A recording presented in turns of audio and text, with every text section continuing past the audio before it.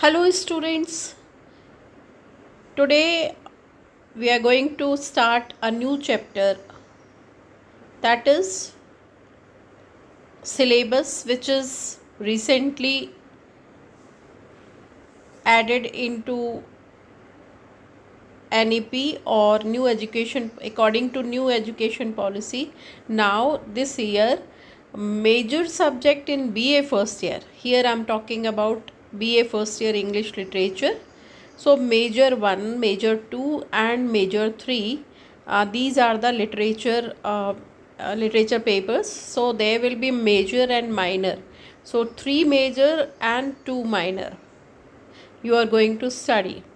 So today I am going to discuss major 1, and then I'll make video on different topics, right? However, these videos are just informative videos, because here I'll read a text and try to make you understand, and that is just very introductory basic information about the topics, right? So I'll speak in Hindi and English, but let me tell you about the syllabus first, then we'll discuss different topics. So that this is BA first year English literature major 1, session 25-26. So major 1 is newly introduced, right? And name of the paper is literature and language studies, right? So please take care. In major 1 you are going to study literature and language studies, right? CLO and other things. Content, let us discuss about content. Content is unit 1. Unit 1, fundamentals of Indian poetics. So first of all, we have to know what is Indian poetics. So we are going to discuss the same here. In under this topic, what we are going to discuss in the class: alankar, riti, dhwani, vakrokti, औचित्य, Mahakavya. I'm repeating. Alankar. Alankar we had studied in school days, right? So that different Alankar, Chand and Alankar we studied. You must have studied in school days, right? So different Alankars. Alankar is figurative, figures of speech, right? Then Riti, Dhwani. Riti is custom or rituals. Dhwani is sound, right? Vakrokti, Auchitya, I'm going to tell you later on, and then Mahakavya. These different subtopics will be discussed in the class under fundamentals of Indian poetics, because these are the basics of Indian poetics, where we have to be very much familiar with all these terms. What is Alankar, Riti, Dhwani, Vakrokti, Auchitya and Mahakavya. From Dr. Kapil Kapoor's Literary Theory, Indian Conceptual Framework, page number 15 to 40, right? So Dr. Kapil Kapoor is famous, and his book Literary Theory, right, which in which we will find from page number 15 to 40, we'll find all these terms, right? So first part of first unit is, that is basics or fundamentals of Indian poetics. Now next part, B part of first unit, that is introduction to Panini as a pioneer grammarian. So Panini was the grammarian, pioneer grammarian. So we have to discuss, we should know about him. So B part is introduction to Panini, right? Panini as a pioneer grammarian. And what are the keywords? Important words are there: appropriateness, Indian grammatical system, figures of speech, right? These are the keywords, means these are the important terms which we are going to discuss, right? Now what I suggest you, that figures of speech, read it again and again, which is very useful part of literature. So whenever like frequently, whenever you have time, then just try to read figures of speech, right? So you can see at a glance. Now activities are suggested for first unit, that is rasa analysis of a poem, rasa theory, right? And according to 9 rasas, bhav, sthai bhav, these are the subtopics will be discussed in this part. And then under this, two things we are going to discuss: identify and explain the dominant rasa is emotion, ras, right? And 9 rasas you must have studied, I don't know, but yes, that there are 9 rasas, and that is called rasa theory, and in which rasa or ras is in English, which is emotion, right? Emotion of love, emotion of hate, emotion of fear, and different kind of emotions, right, present in the selected poem. So identify and explain the dominant rasa present in the selected poem, right? So suppose uh, there is a poem in which we feel fear or adventure, or a heroic poem, or uh, love or something. So this way, what is the dominant rasa in that particular poem, we have to discuss. Now next part is discuss how alankar, figures of speech, dhwani, suggestion or sound, right, and vakrokti, indirect expression, contribute to the poem's impact, right? So what kind of figures of speech is used in that particular poem, which leaves different impact? So there are number of figures of speech, and figures of speech are used to express our sentiments and feelings, right? So accordingly, that poem leaves the impact. Then dhwani is suggestion, right? So what are different suggestions, like um, uh, different notes, sa, re, ga, ma, pa, dha, ni, sa. These are the examples of dhwani. Then vakrokti, indirect expression, not direct expression. Vakrokti is, as name suggests, that's a vakrakar. This is round, not flat, not direct, but that indirect expression contribute to the poem's impact. So it contributes poem impact. So here in first unit we are going to discuss fundamentals of Indian poetics, right? And number 2, introduction to Panini. Now moving to next unit, unit 2. In unit 2 we are going to discuss Indian poetry. In Indian poetry there are different movement, and one of the movements is bhakti movement, right? As name suggests, that bhakti means uh, surrender to God, right? And a prayer, right? These are the different points we will discuss in bhakti movement.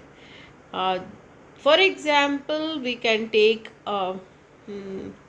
that's after um, Elizabeth, after Elizabethan era, there was next era was, that is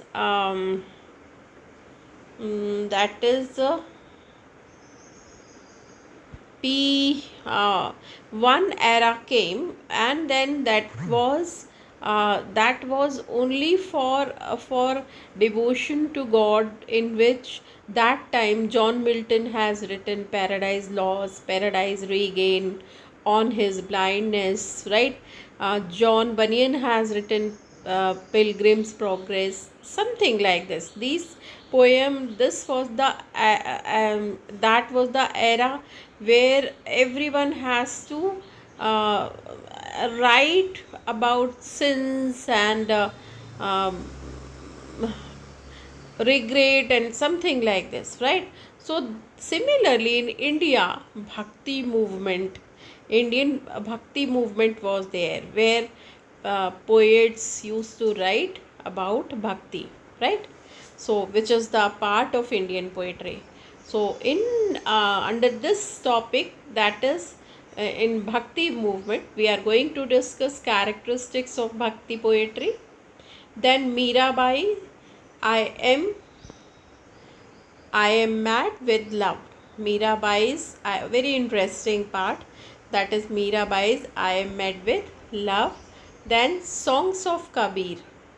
Songs of Kabir, that was also very good, and that's a song from 1 to 5 translated by R.N. Tagore. Kabir has that's a written in Hindi, and which was translated into English by Rabindranath Tagore. So these songs we are going to discuss under Indian poetry. Keywords are bhakti, nirgun, sagun, right? Nirgun is no shape, right? No concrete form of God, that is nirgun. Then embodied divine, right? Then mysticism, Sufi influence, vernacular poetry, etc. are to be discussed. Activities suggested here, that's a bhakti poetry recital and reflection. Select a bhakti poem from Mirabai or Kabir, right? Recite it with appropriate tone and expression. Then write a short personal reflection. How does the poem inspire devotion, right? So poem is the very strong medium of expression. So how poem inspire a devotion, we are going to discuss in the class. Then what emotions does it evoke, right? And what emotion, what feeling, what thought takes to you to the God's feet, which will be discussed in the class. Compare it with a modern devotional and spiritual song. That's a Mirabai's era and modern era. What's the difference between both the eras? And then how modern devotional or spiritual songs are now are written and recite, and that's what the ways, what the things are changed, right? We have to discuss. Now moving to unit 3, that is one act play. Unit 3, one act plays. So here we have to just discuss one act plays, and one first is Norman MacKinnell Kinnell's work, The Bishop's Candlesticks, so which we will discuss. I haven't read it, but yes, I will read it and then teach you Bishop's Candlesticks. Then drama, that is one play, that is Riders to the Sea. Very good, very famous drama, Riders to the Sea. Keywords are tragedy. Riders to the Sea is a tragedy. Symbolism, right? Through symbol, through you must have studied what is symbolism. Symbolism is, for example, one proverb: pen is mightier than the sword. So pen and sword, these are the symbol through which we say that the thoughts are very important. So symbolism, through symbols, when we express our feelings, emotions through symbols, are called symbolism. Then realism is real, right? That is ism is an era. Then fate and catharsis. Catharsis is also very important part of literature. Activities, dramatic reading and a role play, right? Dramatic reading is acting, reading with acting, and role play. Divide students into groups and assign characters from Riders to the Sea or the Bishop's Candlesticks. Okay, perform a dramatic reading or short role play. Then discuss themes such as tragedy, sacrifice, and redemption. Encourage students to explore how staging, tone, and body language enhance meaning, right? So that if you use your body language appropriately, so it will enhance the meaning of your drama or play or writing. Now, fourth unit is introduction to language. Up to 3 unit we studied, we discuss literature part. Now in fourth unit, that is language. So in fourth unit, introduction to language, here definition of language, definitions of language, then characteristics of language, then functions of language, right? Uh, these are different parts. Then keywords, communication, symbolic representation, cognitive behavior, arbitrariness, referential. These are the keywords. And then activities, here language observation journal, observe and document language used for a week in different settings, conversation, social media, advertisement, which kind of language are used. So we have to observe and then we have to discuss, right? Then identify functions of language, such as informative, persuasive, expressive. What's the function of language? These all are the functions of language. And present findings in a group discussion or short essay. Now unit 5, introduction to linguistics. That was language and linguistics. You know that that's a scientific study of language. So here we are going to discuss linguistics. Definition of linguistics, study of branches of linguistics, phonetics and phonology. Language structure, synchronic versus diachronic, very important. Then phone, phoneme, allophone, minimal pairs, IPA, International Phonetic Alphabet, phonological rules. Activities are pronunciation practice, make a list of often mispronounced popular words in English.